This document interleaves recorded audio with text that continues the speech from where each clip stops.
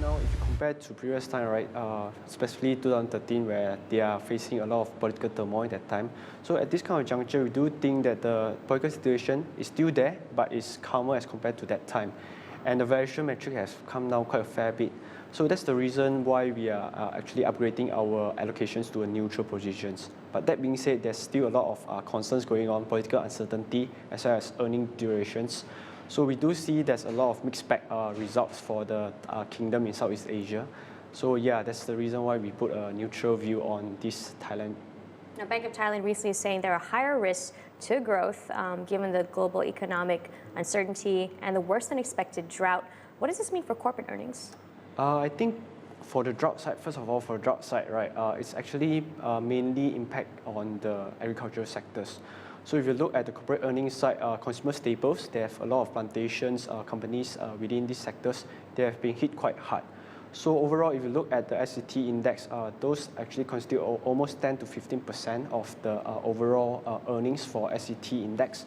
So we think that going forward with the drought going on, as well as the global dampened demands on all these agricultural products, then definitely it might take a toll on the SCT earnings for 2016. The Bank of Thailand likely to hold a monetary policy, the baht to remain weak. What are the implications for potential beneficiaries when it comes to sectors of such conditions? Yeah, I think both, although Bank of Thailand side, they have been remaining quite conservative in terms of cutting their rates.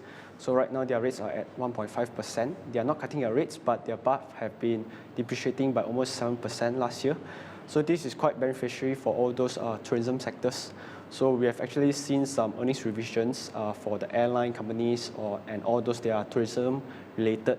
So this is quite well for them, and we think that their earnings might be both well going forward. On the other hand, Indonesia, they've been aggressive, cutting the rates twice to 7%, given moderating inflation, the way the rupiah is stabilizing. When you take a look at the prospects there, what are you seeing? I do have a very positive view on Indonesia's side. So they are not only cutting their rates, they are not only going through all those monetary easing policies as compared to other Asian peers, they are also going through fiscal reforms.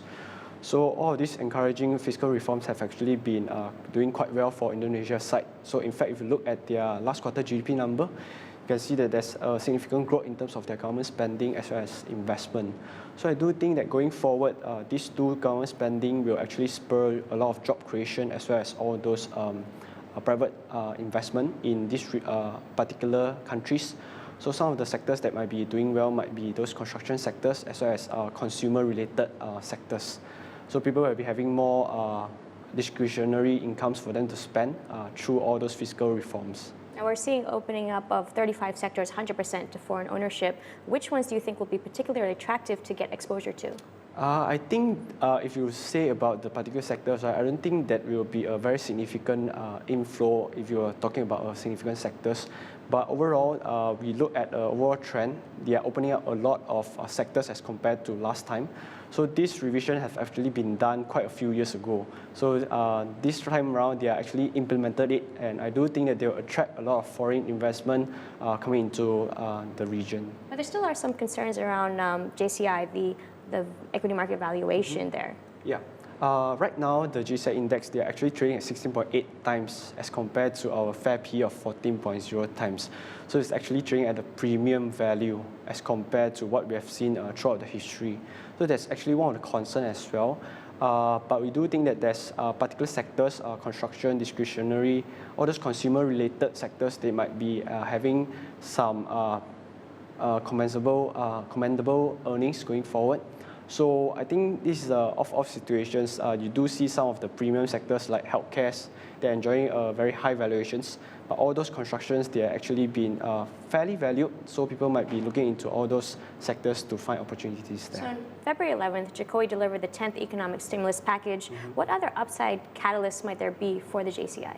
Yeah, I think upside for JCI, it's not so much on their valuation part, because valuation are quite expensive right now. There might be some contraction in terms of their valuations. But we do see that for the earnings growth, then it's quite positive, because with the multiplier effect from all these infrastructure projects and the reduction of red tape, right, there might be a momentum in terms of their infrastructure projects. So this might be able to spur their earnings higher, and this will be quite positive for